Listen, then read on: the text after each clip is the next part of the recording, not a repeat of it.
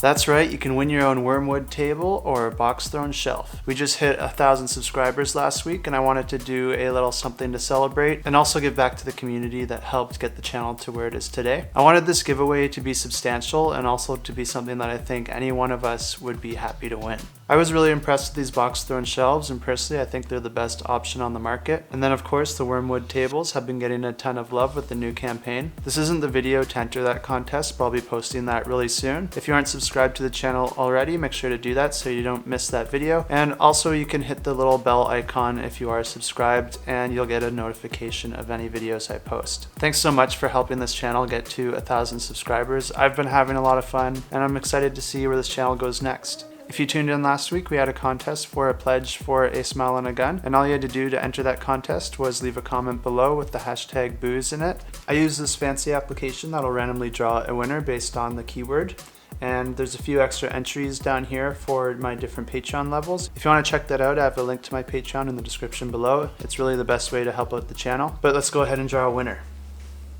Let's grab those comments and see who it is.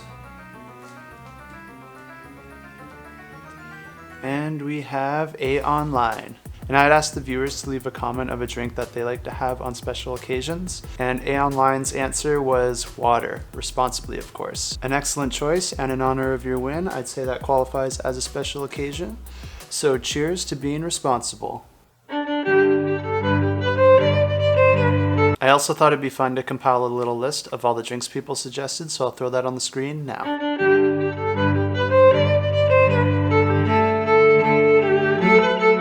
And if you didn't win this time, don't feel bad because I have another contest for you, and it's called MetaZoo Cryptid Nation. And Cryptid Nation plays 2 to 6 players and takes about 20 to 60 minutes to play. And this is actually a trading card game rooted in creatures, spells, and artifacts. The first Kickstarter is focused on cryptids originating from the USA, so this might include different things like Bigfoot, Mothman, and the Jersey Devil. I really like this approach to a TCG. It's really neat that these cards are actually going to have some well-known mythological creatures. And the thing that makes this TCG different is that your cards are going to play differently depending on the environment that you're playing in. So if you're up at your cottage in the woods, or if it's a rainy day, or if it's snowing out, or if you're by a fire, all these different variables are going to affect the abilities on your cards. This is really neat because your best cards are always going to be changing depending on the environment that you play in. So a card that maybe wasn't so useful before could all of a sudden become a powerhouse because of your scenery. And for this we're giving away a full booster box, and that includes a Kickstarter exclusive holographic card and 36 booster packs for you to play with all your friends. And all you have to do to enter this contest is leave a comment down below with the hashtag MetaZoo and let us all know of a cryptid that you think is most likely to exist. For me, it would definitely be the 𝗚𝗺𝗃. I'll leave a link to the Kickstarter in the description below. Make sure to check it out. This publisher is donating this out of the goodness of their heart. I'm not doing anything extra for them other than announcing this contest, so I definitely show them some love. It's really awesome of these publishers to donate to the channel, and it's something that we really want to encourage. Good luck in the contest. With that said, let's check out the Kickstarters. And the first game I have for you launches on August 17th, and it's called Thalara, The Last Artifacts.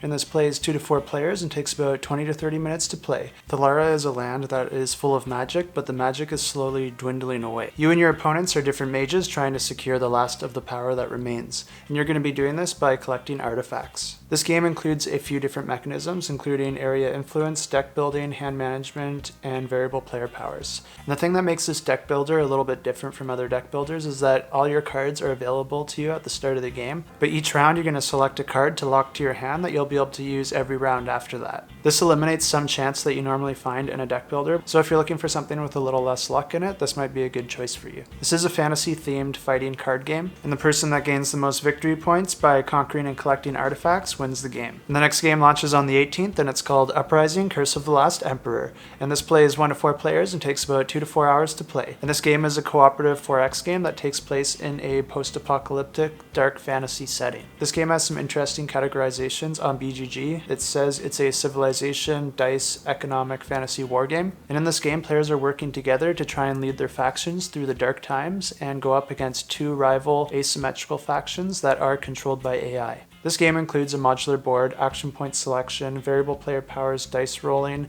and area influence. This isn't a campaign game, but the game does play over 4 chapters, and it sounds like each time you play this game is going to be very different from the last because there's a lot of variability in setup, and there's a huge variety of events, which means each game you're only seeing a small subset. This is a new publisher, but so far looking into them, I do have a lot of confidence in this game, and for that reason I'm making this one my pick of the week. And the reason I have confidence in this game is that they have spent a lot of time on it. They've been working on this over the past 3 years, and that seems like the proper amount of time to complete a game of this scale. Of course, that doesn't mean too much if you don't know how to design a game or if you're not doing the proper playtesting, but if you check out the ratings tab on BoardGameGeek, you'll see that there's about 30 people that actually rated this game, and there are a lot of 9 and 10s here. And that being said, it's actually not too uncommon to see a lot of 10s during the prototype phase because a lot of people who are prototyping this game have interacted with the designers in some way, and they want to encourage them, and if they think that the game is decently good, they're more than willing to give a rating of a 10.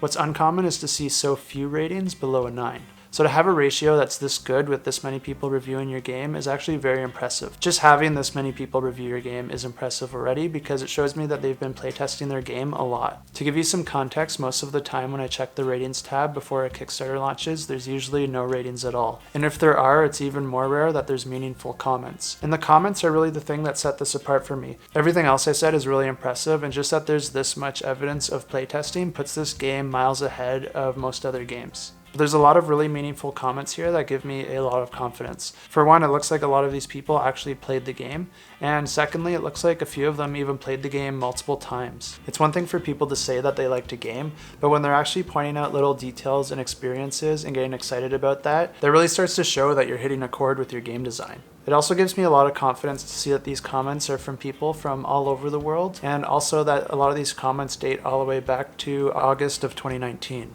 This is exactly the sort of thing I love to see when a game is in its development phase. They've had a lot of playtesting done, they're getting feedback from their playtesters, and they're also making this game available worldwide through Tabletop Simulator, and people are excited and giving comments back that have a ton of information.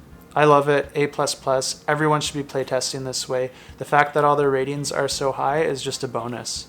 Of course, it's hard to judge a game at this point, but I think with all the cool stuff they're doing, they're going to have a rulebook and some great how to play videos for you as soon as this campaign launches. I'll definitely be checking this game out for myself, and you should too. And I also wanted to mention there is a giveaway for this that ends in the next few hours. I'll leave a link to that in the description below. And the next game also launches on the 18th, and it's called Izayoi, and it plays 3 to 5 players and takes about 15 to 30 minutes to play. I was curious, so I looked up what this word meant in Japanese, and it literally means the 16th day, which is used to represent the day after the full moon. In this game, players are trying to score the most victory points by bidding on different accessories to claim their own. The twist on this game is you're going to be drawing a card at the start of the game that lets you know who your master is at the table.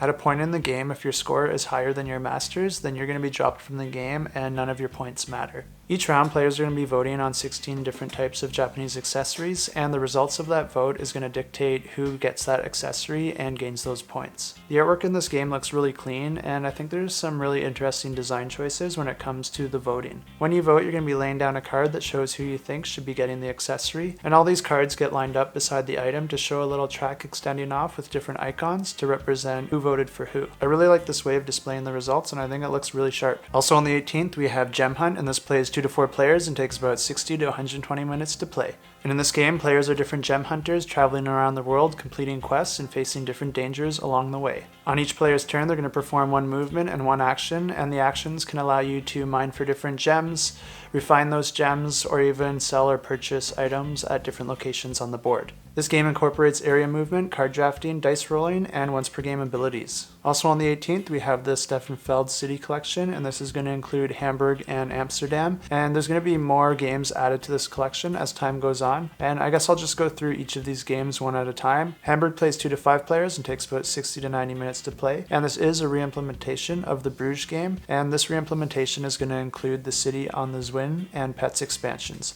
as well as some new content. Hamburg is a competitive card game where players are trying to have the highest points over 8 rounds. Each card in this game is going to have 5 different uses, and it's going to be up to you to decide which use you want to use to get the most out of that card. Dice are rolled each round, and the different pips that appear are going to cause different events for all the players. On a player's turn, they're going to be using their cards to buy plots of land and build different buildings to form their cities. Players that do this are going to gain victory points and new abilities to use throughout the game. You can also gain victory points by completing different accomplishments throughout the game. And then we have Amsterdam, which plays 2 to 4 players and takes about 60 to 120 minutes to play.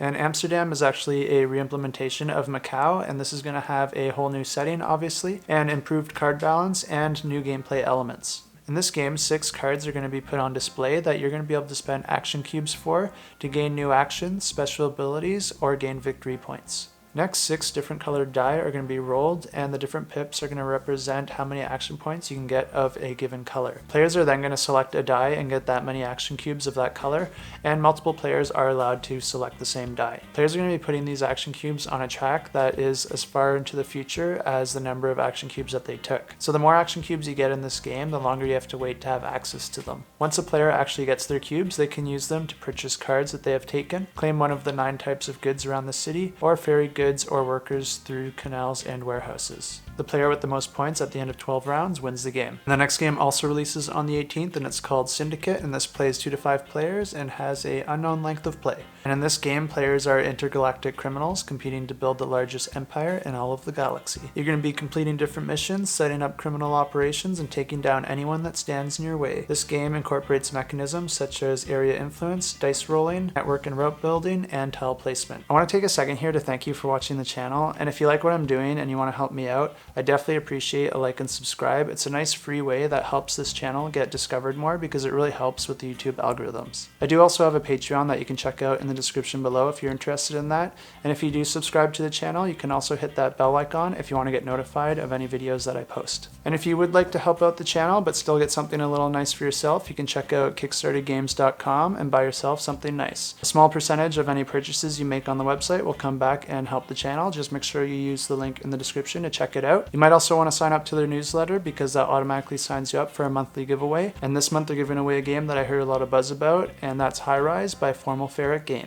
Another cool thing about this website is that if you check it out occasionally, you'll find that there's actually some Kickstarter exclusive games that appear on it. I'm just checking it out now, and there's the King Woods Kickstarter Royal Deluxe Edition, and that does include all the stretch goals included in the campaign. So if you hurry over there, you might be able to get it first. The next game on the 18th is called Dining with Dracula, and this plays 2 to 4 players and takes about 30 to 90 minutes to play. This is from the same team that brought you other games like Moonshiners of the Apocalypse and Trouble in Templetown. In this game, players are aspiring vampires competing to win Dracula's favor. A little known fact is that Dracula has actually been spending the last few decades building up his own little tourism business. But Dracula is getting a few centuries old, and it's up to you to show him that you have what it takes to run his business. This is a worker placement game that uses a shared time track that moves forward every time any player uses an action. You're going to be using these actions to attract tourists and perform different achievements throughout the day. All this work is only going to pay off if you can join Dracula at the dinner table at the end of the day, so you're all going to have to bribe your way in order to brag about your daily achievements. The player with the most points wins the game. If you're interested in this game, definitely check out CardboardRhino's channel because she put out a really great how to play video. And if you're not interested in the game, still check out her channel because she does a great job with her videos. And one thing I really like about her channel, she's probably one of the best content creators when it comes to editing her videos and making them concise and not feeling like they drag on any longer than they need to. I'll leave a link to it up here and definitely check it out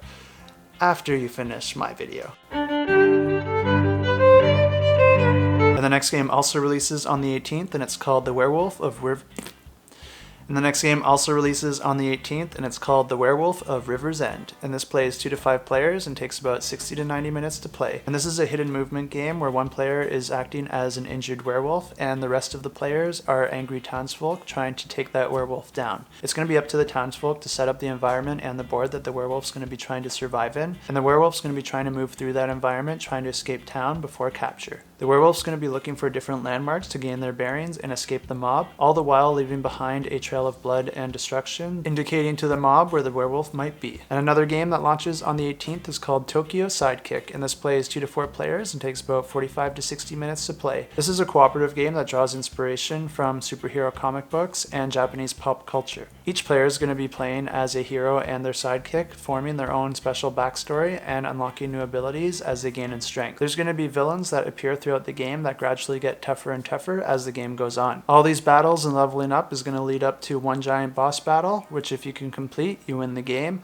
Otherwise, Tokyo falls into chaos. And the last game I have for you launches on the 21st, and it's called FunkiFruit, and this plays 2 to 5 players and takes about 20 to 30 minutes to play. And this is a fast-paced, fruit-themed party game. And in this game, you're going to be competing against the other players to complete the most impressive platter and trying to avoid the different bugs and pests along the way. Players are going to be able to perform actions on their turn to help them get ahead in the game, and this game is going to include different mechanisms such as card drafting, endgame bonuses, hand management, memory, push your luck, set collection, and of course a healthy dose of take that. They do have the rules posted on the website, so if you're interested to know more, make sure to check that out. As always, this is not a comprehensive list, so make sure to check out the link to my Reddit post in the description below, because I can't update this video, but I can update that Reddit post, so any new information that I get, I'll make sure to add it to that post. That's all I have for you this week. Don't forget I also have a contest coming up where you can win yourself a Wyrmwood Table or a BoxThrone Shelf bundle, so definitely subscribe if you haven't already, because I'll be announcing that really soon. Thanks so much for helping this channel get to 1,000 subscribers. I'm actually excited to do this giveaway and just give something back. I'm super excited about these prizes, and they are really awesome. I'd be pretty excited just to keep them for myself, but I'm also equally excited to give them back to one of you. You've all been so great at helping this channel grow, and I just really want to show that I appreciate that. I think it'll be a lot of fun. I've also been working on a new series, and I'm going to be posting the first video for that very soon, so make sure to keep an eye out for that. This one's going to be really interesting, and I think you're going to like it. While I'm also sort of on the topic of giveaways, I also want to give a quick shout out to GameBrigade. He's actually running a contest right now where you can win yourself a copy of 𝗚𝗺𝗟𝗟𝗀. He posts all sorts of videos covering Kickstarter campaigns, so if you're looking for even more info, make sure to check out his channel and subscribe if you like his content. Okay, this time I mean it. That's all I have for you this week. Until next time, keep that shelf cluttered and the table full.